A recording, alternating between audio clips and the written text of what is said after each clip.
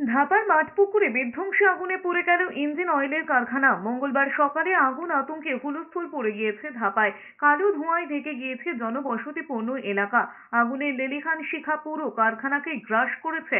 খবর পেয়ে ঘটনাস্থলে পৌঁছয় দমকলের একের পর এক ইঞ্জিন। কারখানায় দাহ্য বস্তু মজুত থাকায় কার্যত অগ্নিকুণ্ডে পরিণত হয়েছে পুরো কারখানাটি। দমকল চেষ্টা চালালেও আগুন নেভাতে কার্যত হিমশিম খেতে হচ্ছে দমকল কর্মীদের। দমকা হওয়ার জেরে পাশে গাছ, ইলেকট্রিকের তারে ছড়িয়ে পড়ে আগুন। কারখানার কর্মীদের দ্রুত বার করে আনা হয়, খালি করে দেওয়া হয় আশপাশের বাড়ি।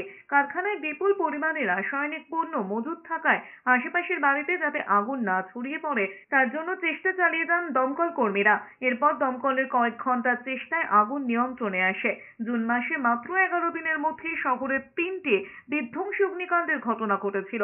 ক্যামাক স্ট্রিটে বন্ধ রেস্তোরাঁ, কসবায় অ্যাক্রোপলিস মল এবং গার্সিন প্লেসে।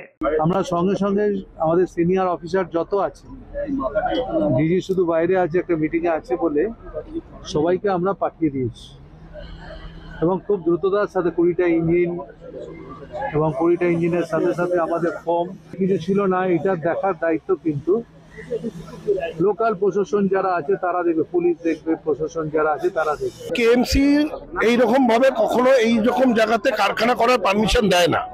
এরকম দশকের পর দশক ধরে এখানে বিভিন্ন জায়গাটা বুঝতেই পারছেন, গ্রাম্য অঞ্চল, এখানে এরকম কোথাও কোথাও লুকিয়ে ছুড়িয়ে এরকম ব্যবসা চলছে। আমাদের নলেজে যেগুলো আসছে আমরা তৎপরতার সাথে অ্যাকশন নিচ্ছি।